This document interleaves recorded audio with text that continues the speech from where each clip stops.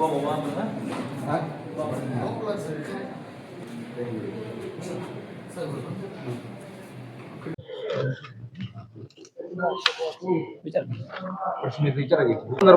काय मागणी आहे? जेवढे जलसंधारणचे आतापर्यंत धाराशिव जिल्ह्यात तुळजापूर, भूम, धाराशिव, परंडा ज्या भागात विविध ठिकाणी डीपीडीसीची जी कामं झालेली आहेत, हे अधिकारी आणि गुत्तेदार संगनमत करून हे दोघं काम करत आहेत आणि सगळे निकृष्ट दर्जा झालेत. माझी एवढीच मागणी आहे की जेवढे पण आतापर्यंत धाराशिव जिल्ह्यात 2022 पासून आतापर्यंत कामं झालेत त्याचे जेवढे फोटो आणि स्वतः आम्ही तक्राराला समक्ष घेऊन वरिष्ठ अधिकाऱ्यांना चौकशी करायची आणि जे अधिकारी दोषी आहेत त्याच्यावर कठोर ते कठोर कारवाई करायची. आणि जेवढे काय डीपीडीसी मध्ये जेवढी कामं झाली सगळे निकृष्ट दर्जे झालेले आहेत आणि अधिकारीच गुत्तेदार झालेला आहे आणि अधिकारी गुत्तेदाराकडनं माझ्याकडे रेकॉर्डिंग पण आहेत.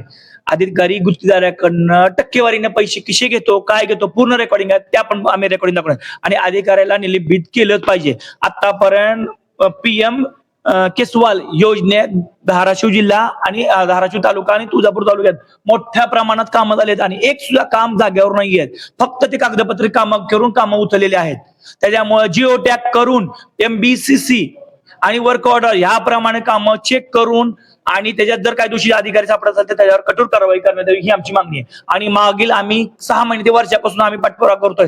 आज कारवाई करतो, उद्या कारवाई करतो. याच्या आधी एक आंदोलन झालं त्यावेळेस पण असं लिखित स्वरूपात उत्तर देणं, तुळजापूरच्या ठिकाणी आंदोलन झालं. आज आम्ही धाराशिव ठिकाणी आंदोलन करण्याचा हीच विषय आहे की आतापर्यंत कुठलीही कारवाई नाही, नुसतं कागदाला कागद जोडला जातोय, कुठलीच कारवाई नाही. आता फक्त आम्हाला कारवाई करायची, ज्यावर कारवाई होत नाही त्यावर आम्ही जागेवर उठणार नाही. आमच्यावर कुठलाही त्यांनी गुन्हा दाखल करू द्या, काय करू द्या, आम्ही लोकशाही मार्गाने इथं आंदोलन करायला बसलेलो आहे.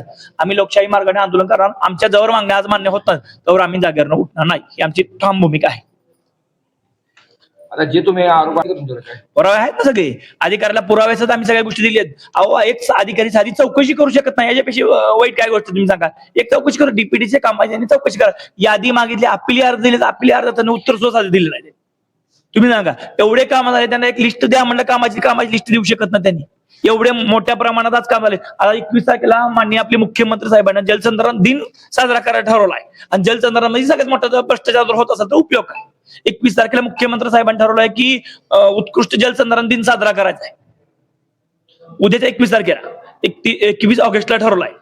सांगा ह्या जर एवढा मोठा भ्रष्टाचार होत असेल, एक तर आपल्या मराठवाड्याची आज गत काय पाण्याच्या बाबतीत तुम्हाला सगळ्याला माहिती आहे, पाणी नाही, दुष्काळ आहे. आणि या जलसंधारणामध्ये गाळा असो, डीपीडीसीच्या प्रत्येक कामात असो जेवढे बांधणार सगळे निकृष्ट दर्जे झाले. आणि आम्ही व्हिडिओ सहित, पुराव्या सहित, त्यांना CD सहित सगळे पेन ड्राईव्ह सगळे दिलेले आहेत आणि निवेदनाच्या मागे फोटो सुद्धा लावून आम्ही त्यांना दिले. तर आतापर्यंत कारवाई का नाही याचं उत्तर मला अधिकाऱ्यांनी द्यावं. मान्य होत नाही त्यावर आम्ही इथं उठणार नाही. आणि इथं जर आमच्या संघटनेच्या कुठल्या पदाधिकाऱ्याने अग्रेसिव्ह भूमिका घेऊन काय अनुचित प्रकार घडला त्याला प्रशासन जबाबदार राहील.